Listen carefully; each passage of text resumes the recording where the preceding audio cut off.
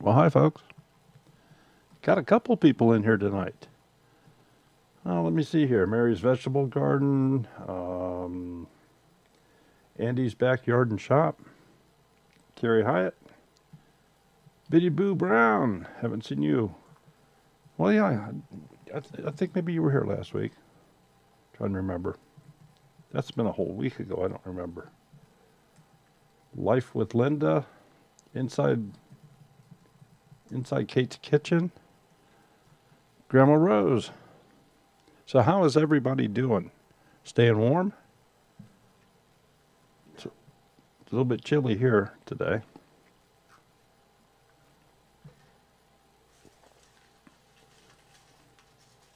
So, first question is, anybody have any problems this week? I mean, I do this for you folks, so if you guys have an issue with something or need a little bit of a helping hand to get over a bump in the road or something, we certainly want to make sure we get to address that. So, did anybody have any issues this week? She still wants to call you Hmm? Darby. She still wants to call you Darby.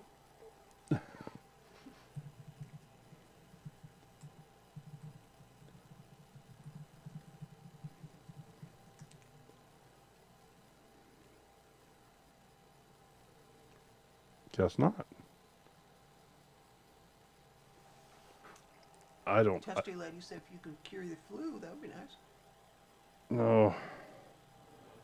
No, I don't. If I would have to make a doctor's wage to do that, and since I don't, I guess I can't.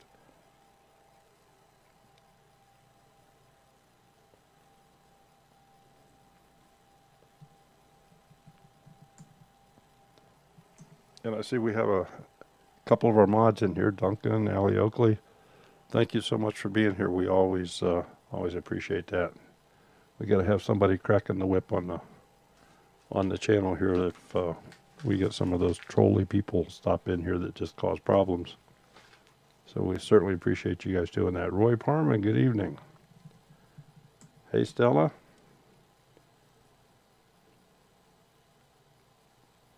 Brian J.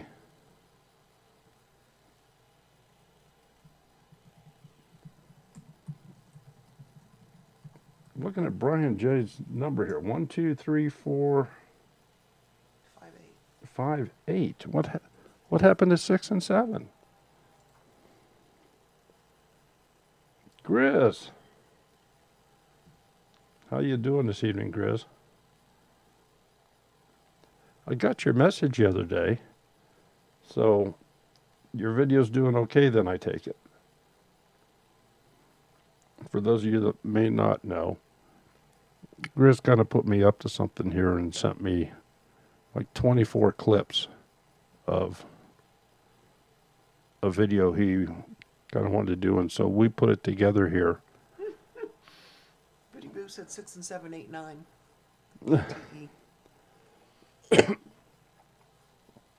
So we put Grizz's video together, and I kind of shipped it back to him, and he put it up, and he messaged me the other day that it seemed to be doing okay. So we're very glad to hear that.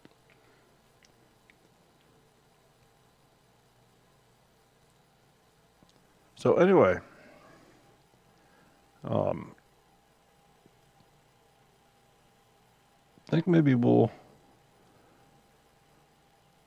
work on something that's a little bit different here tonight. So let me switch over to the other screen.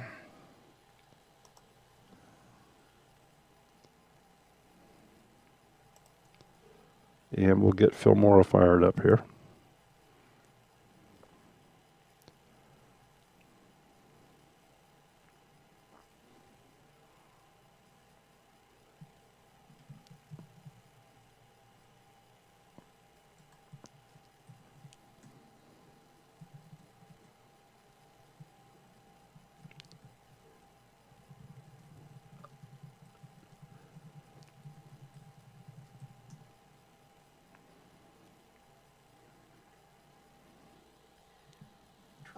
Views, but no money because they were all from outside source viewing. What? I don't know what you mean, Grizz, but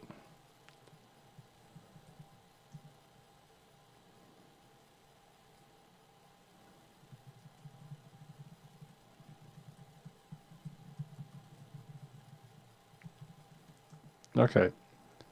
So before I go all the way into Filmora here, I want to stop on this entrance screen that first comes up, because you have some different choices here. If you're using an action cam, you can use this button that is highlighted right now, and that has some special tools in it to adjust the focal length on the lens that a lot of the action cams have, where they have kind of a fisheye look. This helps to correct that.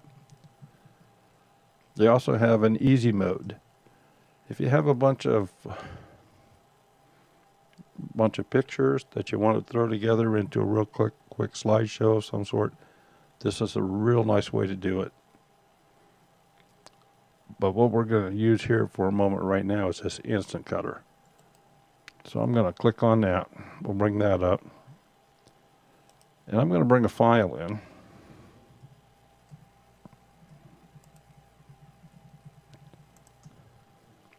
And the only reason I'm doing this is I want to cut this file down to just a couple minutes.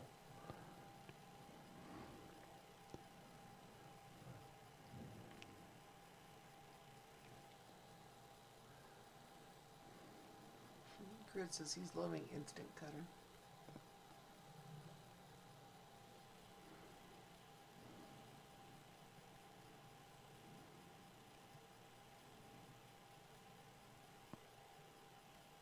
Well, my system is definitely running slow here this evening.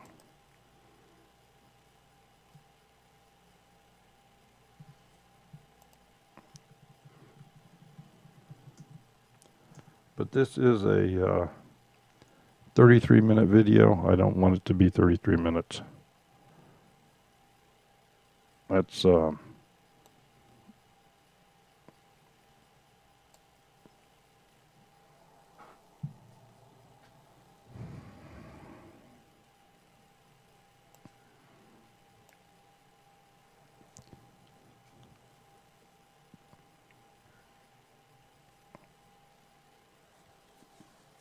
see.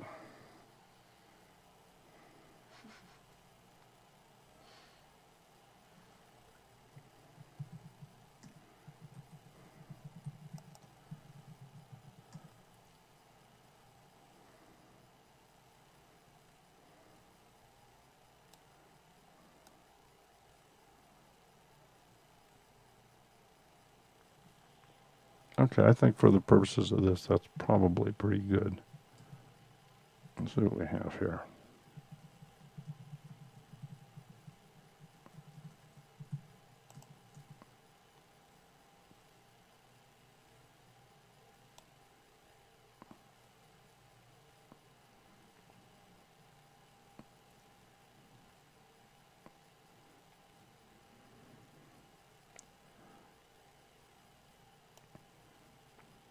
Yeah, we'll just cut it right there.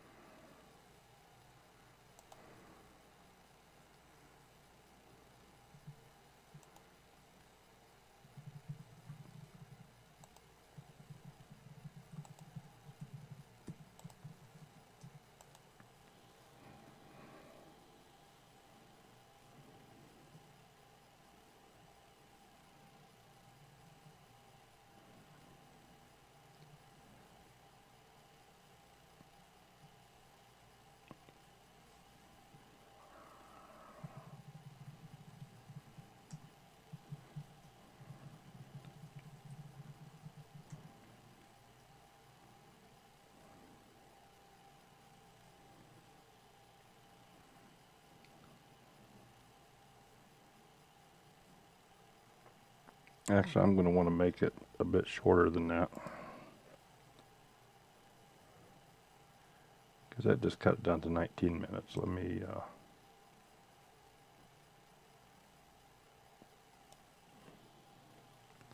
Let me let my computer catch up with me.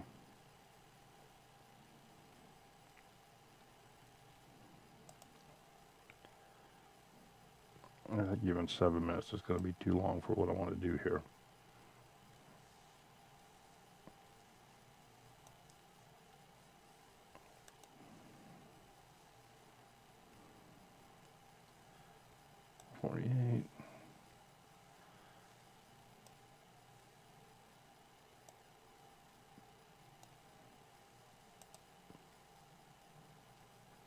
Okay, that's about 3 minutes.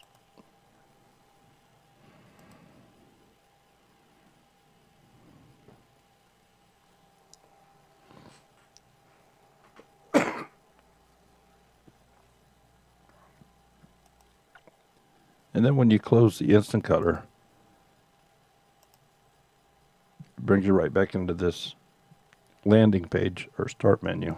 So now we'll go into full feature mode.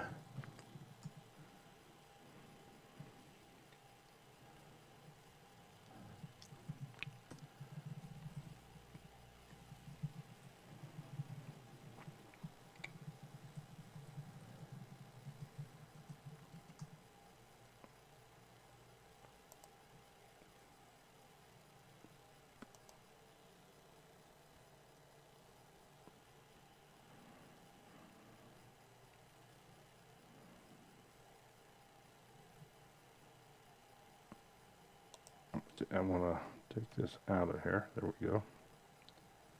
And let's bring in one of those clips that I just made.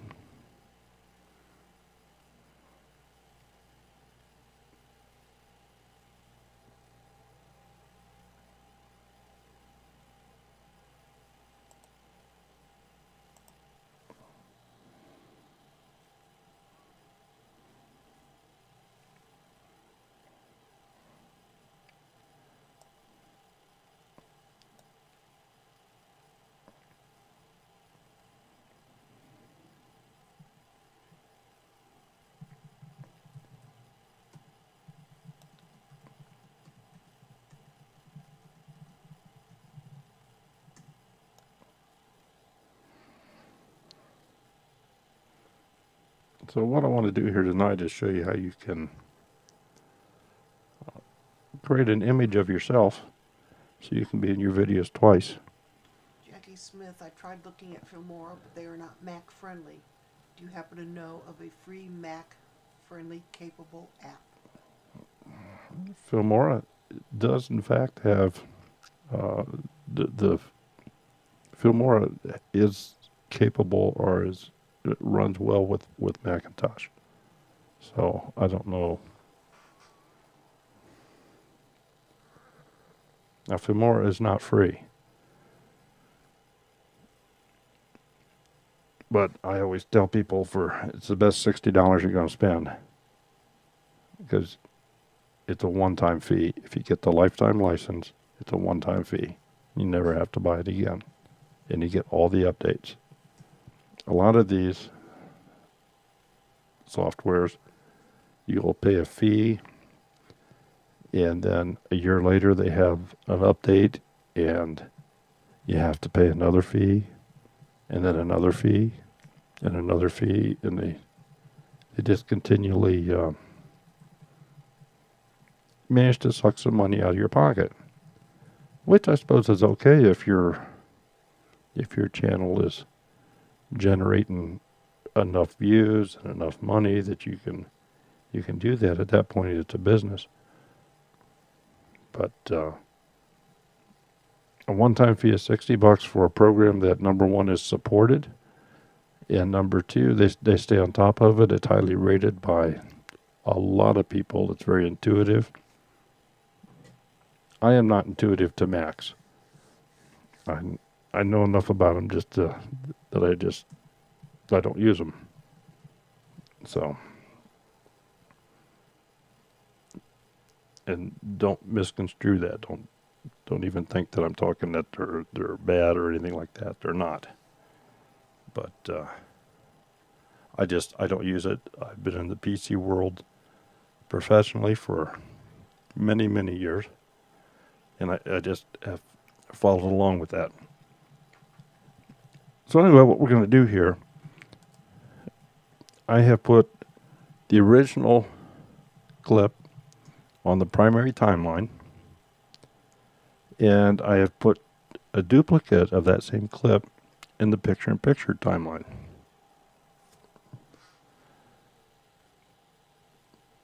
So in the original one, which you really can't see, I'm going to flip it. Before I do that, I want you to be able to see what I'm doing. So we'll take the picture-in-picture, move it off to the side. We'll come back into the original timeline, and I'm going to reverse the clip. When I say reverse, I just mean in the picture. So we've taken the girls and moved them from the left side of the screen to the right side of the screen. Now we'll put the picture-in-picture right back over top of it. And because it is picture-in-picture, it covers the whole thing unless I try to resize it or I use a mask. So let's do that. We'll go into the advanced editing and we will use a mask. Now you have a number of choices in here of different ones to use. They have some halves.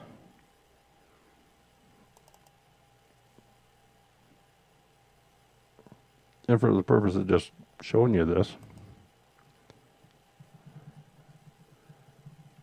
you now have yourself in the video twice.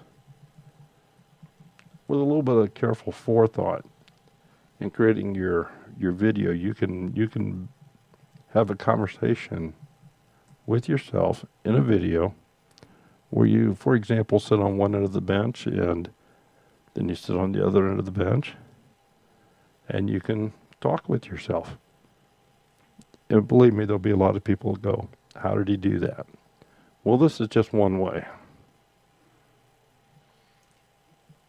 Chris has a question. When using PIP with a second camera, how do you sync the videos? PIP doesn't show the video, the sound waves.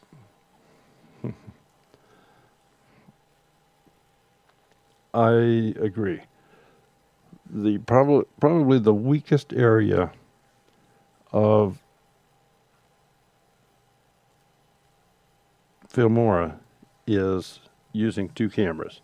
It is not good at that. Now what you can do, and I've done this, is you can make a decision as to which one of the clips you want to produce the sound, because you can mute either one of them. I can mute the picture-in-picture track, or I can also mute the primary track. So decide which one of those you want to use.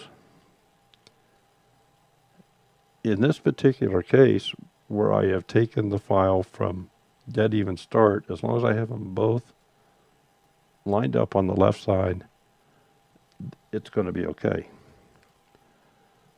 But if you're trying to add something in where you've used a second camera, you're never going to start them at the same time, not exactly. So there's going to have to be some shifting.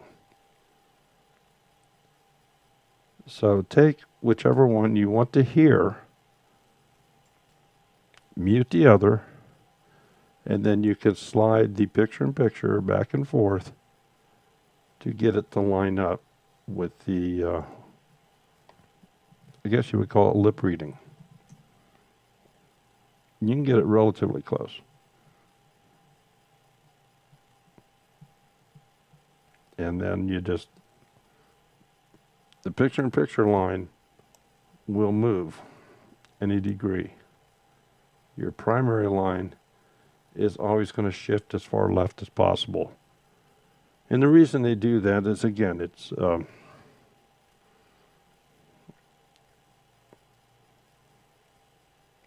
easy to use software where somebody that's not real familiar what they're trying to do is make it so that you can't make mistakes. And it's very easy in a lot of software programs to leave gaps when they're trying to slide clips together. And so they go to do their video, and all of a sudden there's a half a second blank space where they didn't want it. Well, you can't do that with Filmora. On the primary timeline, there will always be, they'll always be tight together. But to use two cameras, you're just going to have to line them up and shift this back and forth a little bit at a time. I highly recommend you stretch out your timeline.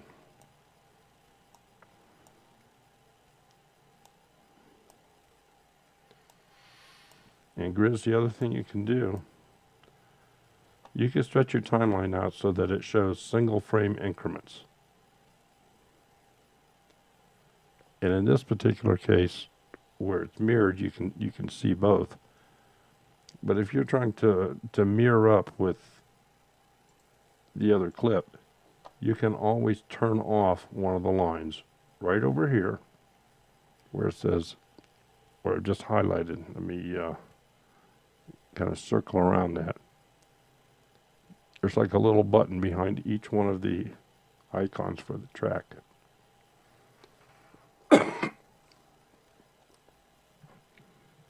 And by clicking on that, you can turn that track off or turn it on.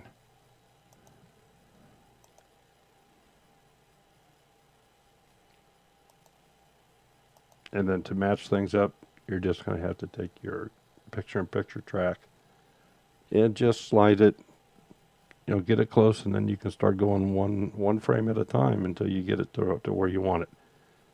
It's a little bit harder the first time, but once you get the feel for it, it's not that bad to do.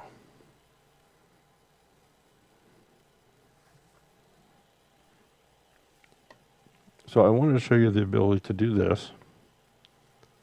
Other things you can do in the advanced editing. Let's see.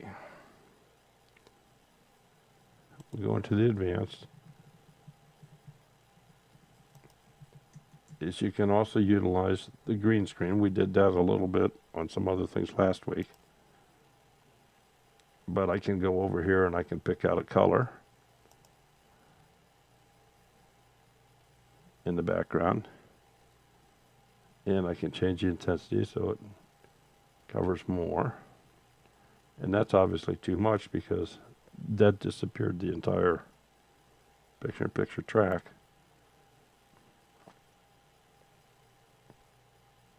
Let's get a different color.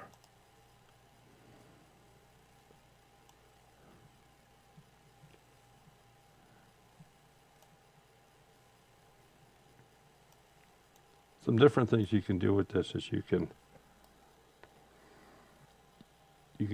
take like your head and put it up in the corner where it's kind of talking or overseeing a project on a table. At this point, you're just using your imagination to create things. Turn that back off. You can, the blending mode is interesting.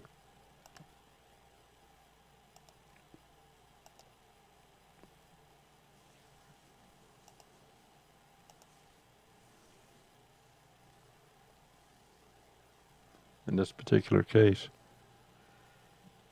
it's just going to pick out Celia's head kind of back here in the back. The rest of her has, for the most part, disappeared. And you can always play this a little bit to see what it looks like.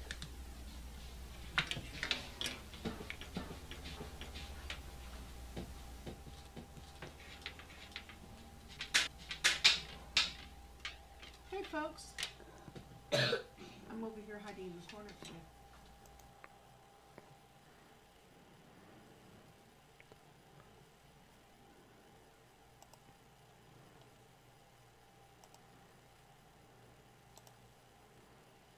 Okay, so that's how you can use a mask to double things up. That's probably the easiest way.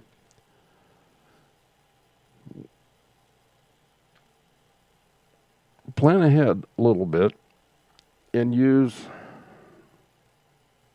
like a bench or a sofa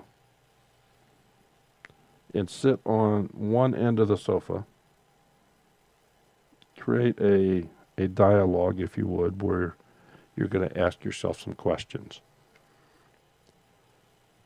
So you're sitting on the left side of the sofa and film yourself.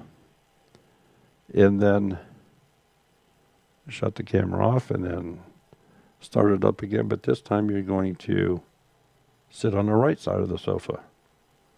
Don't move the camera. Put the camera on a tripod so it does not move at all. It's perfectly still. But in the beginning, you've been on the left side of the sofa. And you can look over at the other side. You can look over at the right side. And like you're talking with somebody sitting there. And then either turn the camera off and turn it back on so you have two separate clips. Or obviously you could cut out a section, but you'd want to use that instant cutter for it. You're not going to want to take a section and a section and try to manipulate those in the program like this. You're not going to want to do that. But in those cases, you're not actually trying to match up directly. You're not trying to match up the lip movement with the words. They don't have to match because they will match looking at the other side, because you're not going to see the other person. I'm hoping you follow me on that. It's a whole timing thing. But you can then overlay those clips like what we did here. You will find that let me go back into this. Okay, we'll go into advanced. And I think we grabbed this mask right here. See, I can adjust that mask.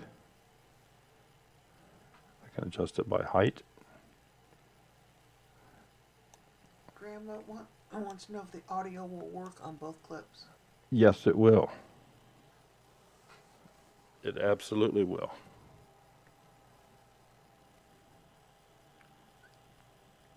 Yeah, you do not have to mute the sound. So in other words, I guess what I'm saying is you're actually creating a scene. You're becoming an actor, and you're creating a scene where you sit down on one end of the couch or the other end and ask yourself a couple questions like, did you see the football game over the weekend? And you could call yourself some other name. Say, I could go, hey, Bill, did you see that game over the weekend? And then wait for a little bit. Maybe ask another question. In other words, carry on a one-sided conversation with plenty of blank time between them. And then restart the camera with you sitting on the other end and answering those questions. And perhaps asking some back the other way. You'd almost want to write out a script.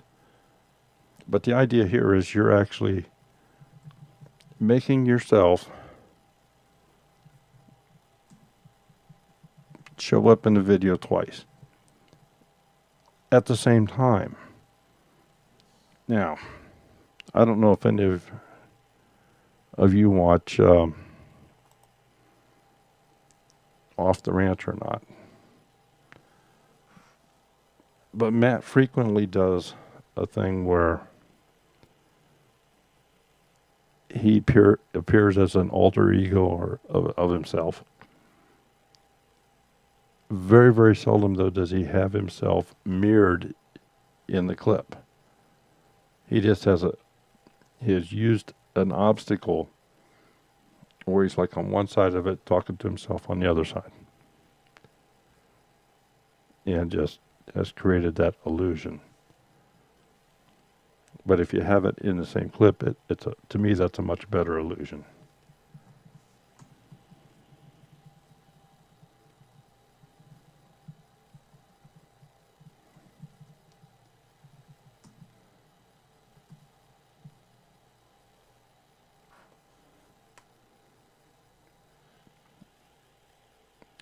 So anyway, as you can see here, you can control that the amount of the mask. And there's other ways to do a mask. So let's look at those here once. I'm going to take this reverse clip out of here. Actually, I guess the top one was reversed. And let me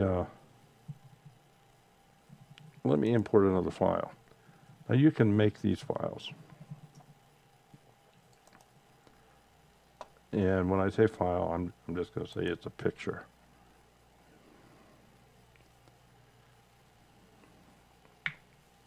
There we go. We use this one, and we'll use this one.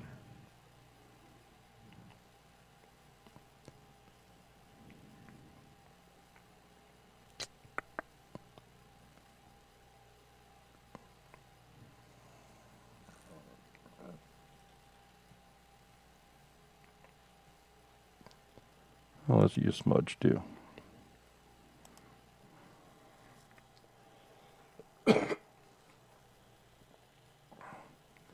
Okay. We're going to put this ellipse down in here first.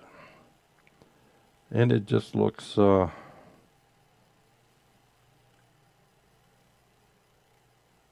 I know what I did. Excuse me. My apologies. I grabbed them both.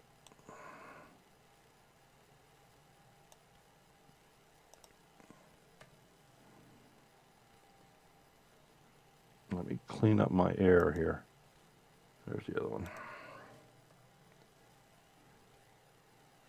Alright, we'll just do them in order.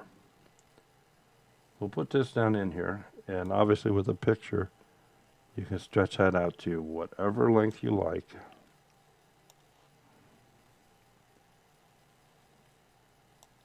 But to make this a mask, just go into the advanced edit, go into effect, and we're going to use the chroma key. And I'm going to want it to pick the white. So now I have I'm going to say it's kind of a TV shaped mask.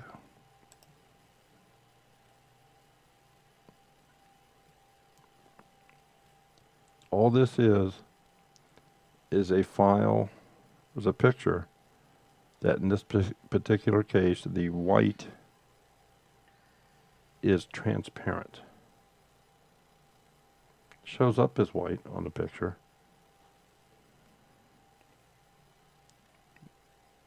But this is how you can create a mask. If you are good with a paint editing program, and I know that somebody asked about this a few weeks ago, they wanted to have softer edges around the mask for a picture-in-picture mask, rather than just the very sharp edge. You can do that in a paint program by taking this picture, which is just an image, and feathering the ring around the circle there. That'll give you that feathered edge. So now we'll take that one off, and let's see what we have here. It just looks solid black. But I know from when we went and grabbed it, that's not the case.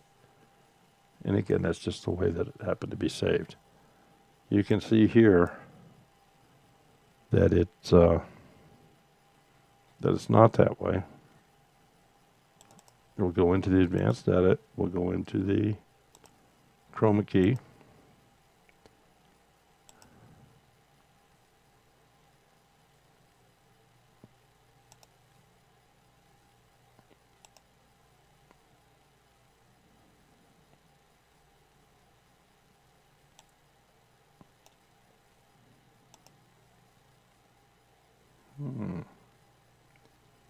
It's not what I want. I want this color.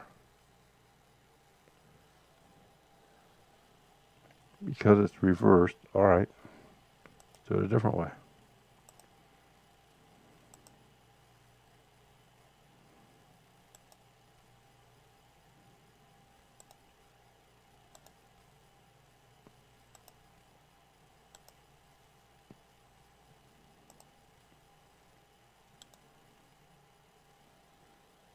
What I'm looking for is a way to reverse that.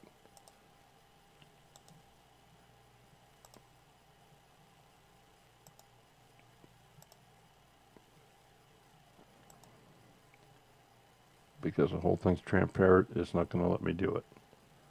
So this one would have to go back into the editor. Unless you wanted it to be a block.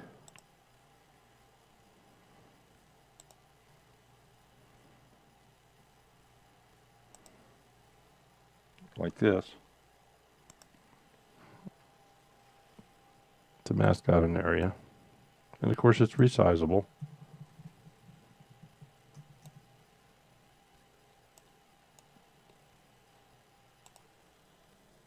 So we'll get rid of that.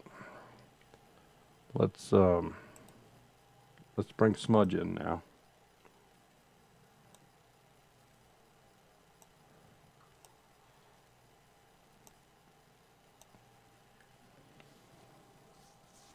Okay, smudge has a transparent background already, so it's just a matter of resizing him for wherever you want to place him. Set him back here.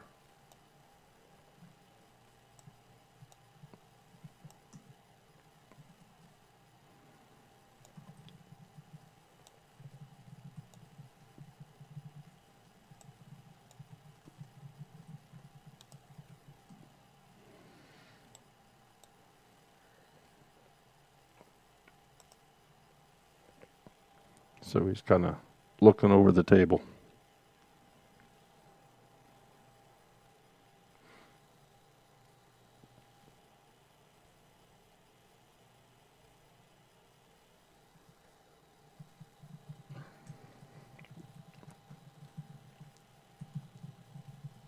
Everybody in here that has a PC has some type of a photo editor on it.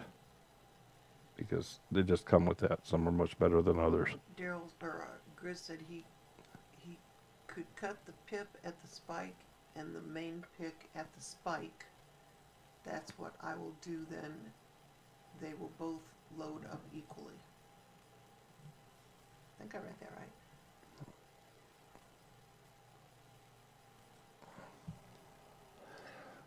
That's true, Grizz. That will get you close. To have it right exactly, you still may have to move it a couple frames one way or the other. But that would get you close. And depending upon the circumstances, close is often good enough.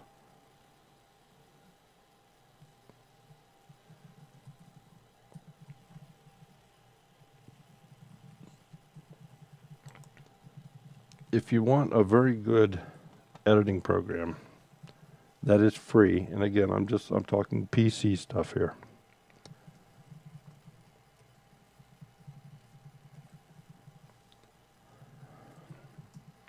No, it's not paint.net, it's paint.net.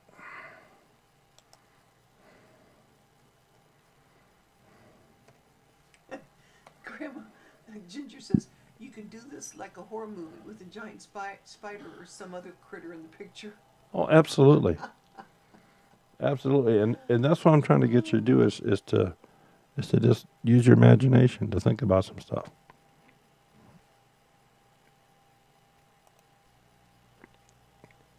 paint.net is totally free. It doesn't cost anything, and it's every bit as good of an editor as anything out there. You could make all types of stuff. You can do layering. You can do graduated colors. There is a learning curve. I can tell you that. But this is the program that I use. Just for example, I don't think it, let's see what it says here for recent.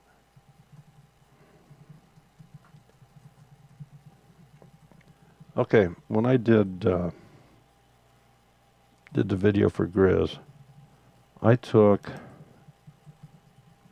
this picture that he had on, this is a picture on his website, I believe. This is the one that has a round circle around it. That's his icon on his YouTube channel. So I took this picture, and I wanted Grizz without any of the background.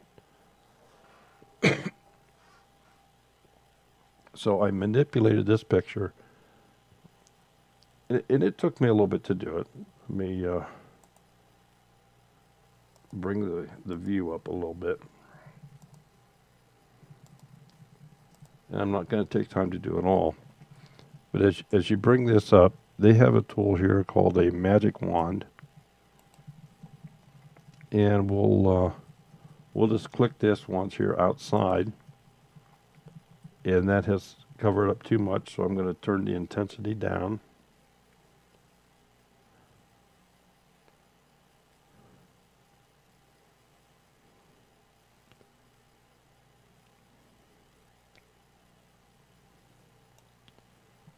Click it in a different area.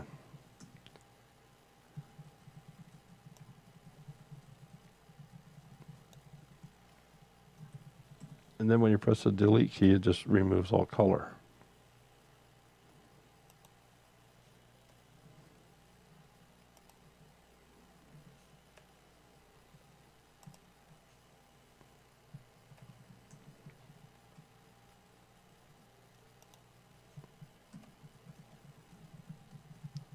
So by doing this, changing the intensity, and like I say, I'm trying to just buzz through this. It's more of an example than a how-to.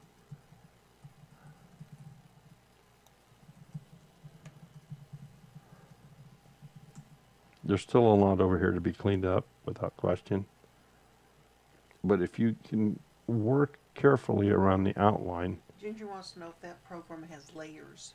Yes, it has layers. Absolutely, it has layers. And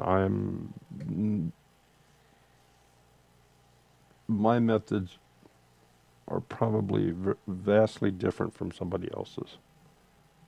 See, I can go into the eraser here then. I'm going to increase the size of my brush. And I can just erase all the rest of this out.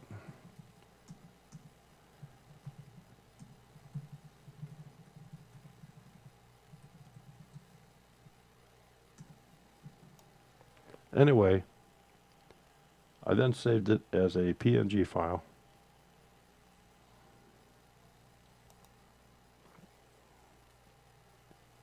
And this is what it looked like when I saved it.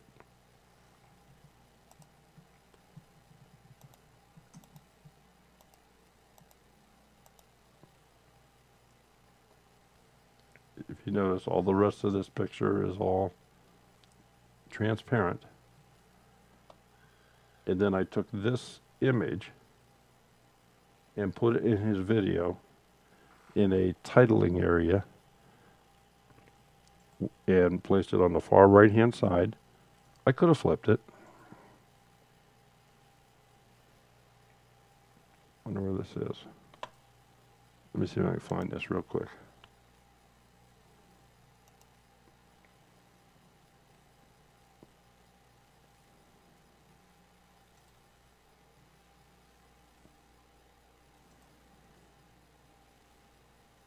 Oh, I know where it is.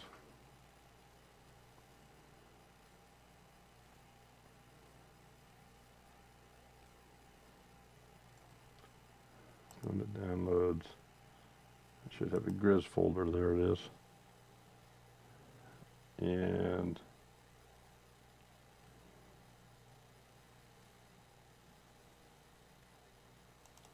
is that it?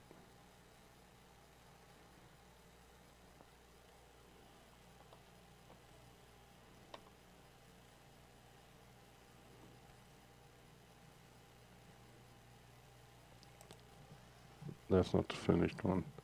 Let me, Are you, anyone else familiar with the editing programs called PixArt or Yearbook Avenue? I'm not familiar with either one of those. What I look for, I mean, I'm as much of a cheapskate as anybody. I love the open source software. I use OBS to broadcast with. That's free. I don't pay hundreds of dollars or thousands of dollars for a program that I can't do the same thing for free. So that's the reason I like Paint.net now. There are editing programs for video editing, but at the time I couldn't find anything free that was stable enough that had anywhere near the features. When I first started using Filmora, it was $40. It has gone up to $59.95 for the lifetime. But I paid $40 for it. I paid $39.95. That's what it costs for a 1-year subscription. And back then, the 1-year subscription, I think, was $19.95. And when I say back then, that was just 3 years ago. The reason I went with Filmora, it's very highly rated. There are millions of copies of this program running out there. A lot of big YouTubers use it. And when I say big, I guess it's a relative term, but within the homesteading genre of people that use it, Off Grid with Doug and Stacy, Stony Ridge Farmer. Chris says Hangouts is shutting down in a year and OBS relies on Hangouts to my knowledge.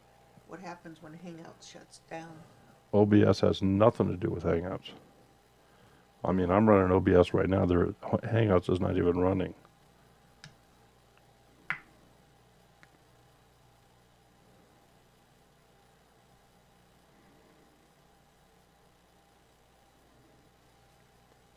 Yeah.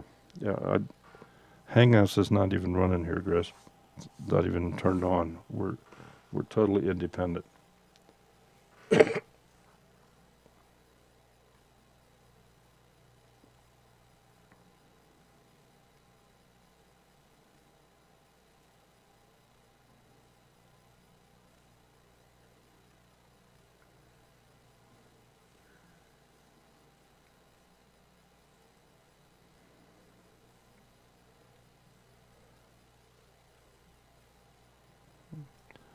Well, country girl, I guess it's time you learn how to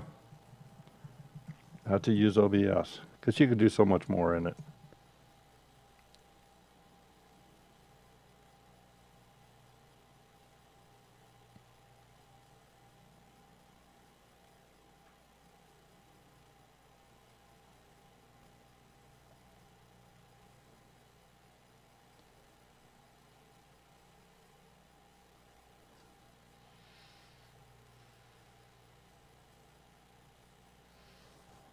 Practical Modern Homestead. What is OBS? OBS stands for Open Broadcast Software. Let me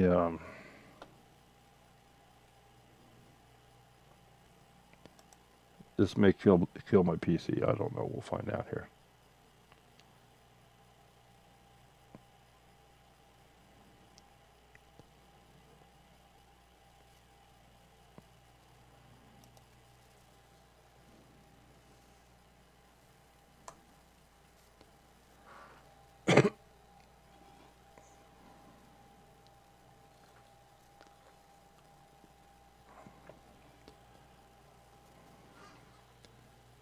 Open Broadcaster Software. It's obsproject.com. It is free. It is an open source software for video recording and live streaming. And you can stream to Twitch, or you can stream to YouTube, obviously, like we're doing right now. You can stream to Facebook and other platforms. What you can't do is stream to two at the same time. But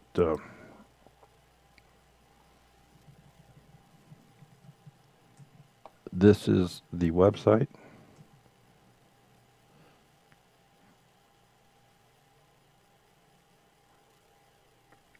And there is a learning curve here. There's without a question.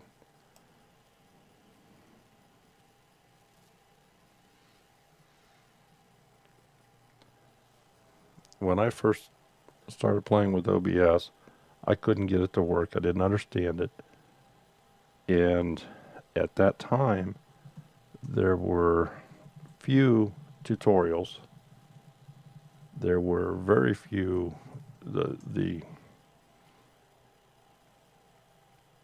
instructions that come with it at that time assumed you knew all the basics, but I didn't know the basics. Now, the way that I did stream until just a couple weeks ago, so I used OBS, and for sound, I used a program called Voice Meter, which was software based.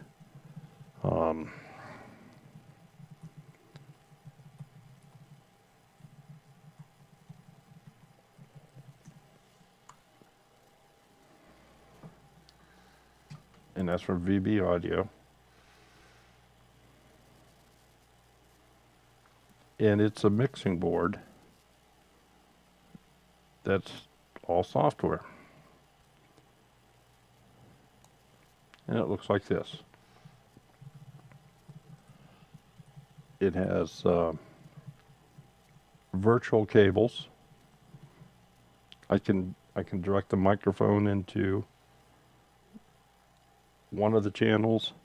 I can direct Skype into another channel.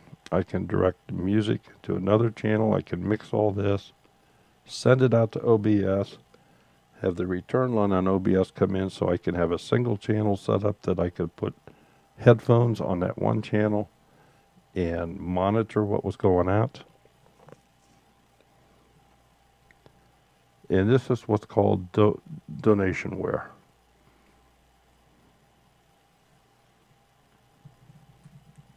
The problem that I ran into, and the one I used was called Banana. The Googler just asked, what is that program? What is what program? Whatever you... Oh, well, it's from VB Audio. It is a mixer. This is the one I used for the most part. It had 3 virtual inputs, a system, and an auxiliary output. So the way that I ran it was I ran a single microphone that Sherry and I shared. We had it sitting between us rather than to have the individual mics we have in front of us now. So we had a single mic on one that I could control the volume on it. And the other thing was I could control where it went out. So I could have it where I could just talk to, say like on Monday night when we had our guests on from Skype. We could have a conversation with the person on Skype while we were live, and nobody watching the program had any idea we were talking, because it never went to OBS, so it never went out until I clicked the proper switches. So this was the one that I used, and that's what they call Voice Meter Banana. They recently came out with another one that they call Potato. I don't know where the guy comes up with these names. Marie wants to know, how do I get those little dots to run after each other? Little dots to run. I don't know.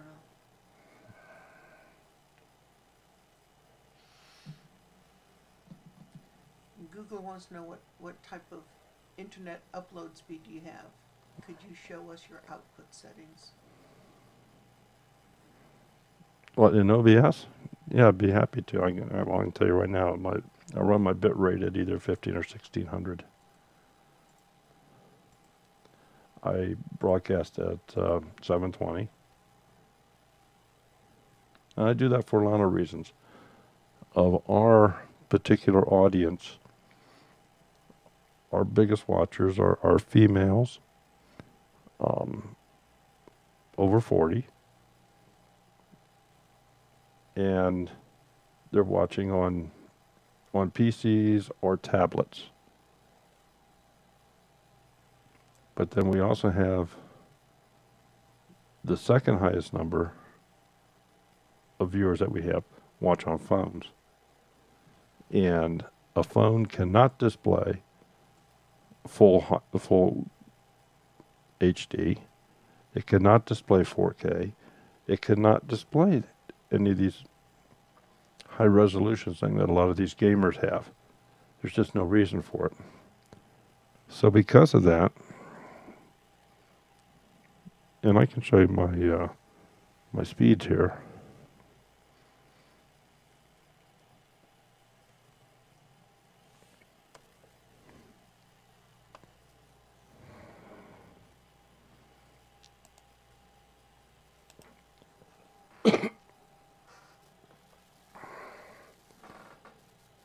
So this is the download speed. And I mean, this is as live as it gets.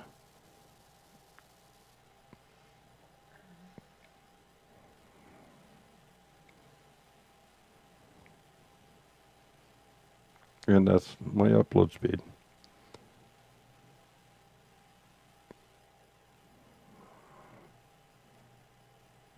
Now, according to Spectrum, my download speed is supposed to be up to 100 meg. And my upload speed is supposed to be up to 20. Neither one's anywhere close to that. So, but those are the speeds that I'm broadcasting on. I can... Nate says he has almost the same exact speeds. Yeah.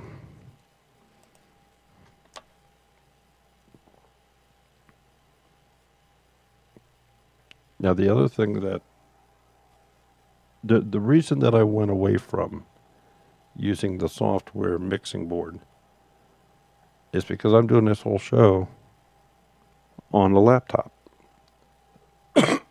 It's not a high-end laptop, but it's not a $200 one either. So it's not a gaming laptop. And although it does have 4 cores, it's got a couple of years on it. It's just a little bit older. And in running the multi-screen with OBS, running a software mixing system, running Skype, running Hangouts in the background to take my phone calls, that's going to affect me, because that's how, when we have people that call in, they are calling into my into Hangouts. So I'm running Hangouts, I'm running OBS, I'm running Skype, I'm running Google that has the live stream up on it so I can see the chat. I was running the software mixing board, and I was constantly running at pegging out the processor.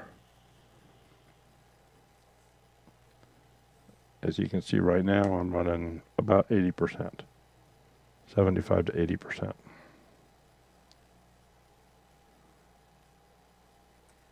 Everybody's checking their speeds.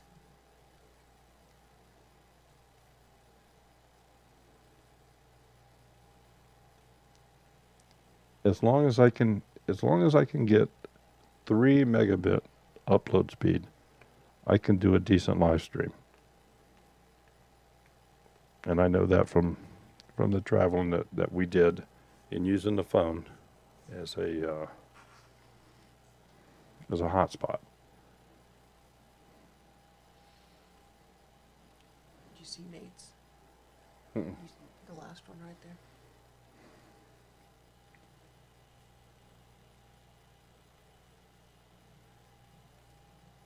Okay. Yeah, we can do that, Nate. Actually, I guess it's about time now.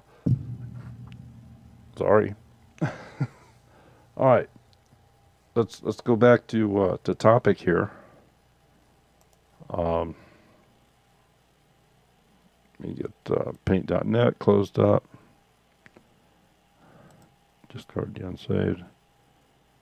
Get this back down. So, just to throw this back out, does anybody have any questions about anything that you need anything answered? Grizz wants to know if phone hotspot is better than hardwire tether. No.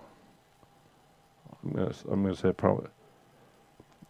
Grizz, when I use the phone as a hotspot, I tether it to the computer. Number one, it keeps power to the phone, and it doesn't allow any outside interference. Now, sitting here in the house, I use wireless. But when we're out on the road, for the most part, I will just use the, you might as well call it the charging cable, or the, what do they call that? I mean, that's its purpose in life, is we have iPhones, is to charge that. And so when I turn on the hotspot and I have it plugged in the computer, it has a direct wire from the phone hotspot into the computer. And nobody else is aware that I'm doing it in that fashion.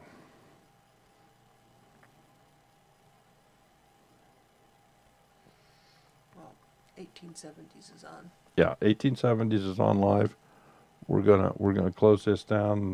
Googler, if you want to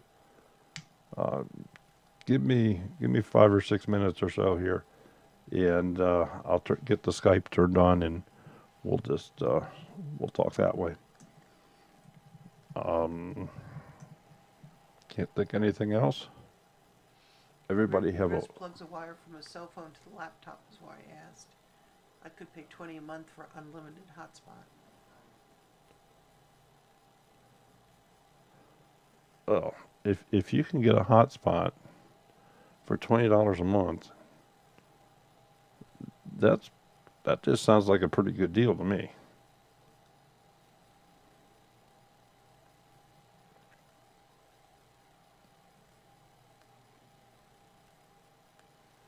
So, everybody, thanks for coming.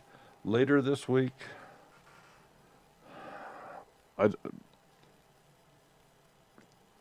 you're gonna do this. Video will be up Thursday. Okay. Giveaway. There's going to be a video go up Thursday for a giveaway that's going to happen Saturday morning. And the giveaway is going to be a Dining on a Dime cookbook. A signed one, isn't it? Yes. It is. It's the classic one, not the new one. It's an autographed classic version of the cookbook.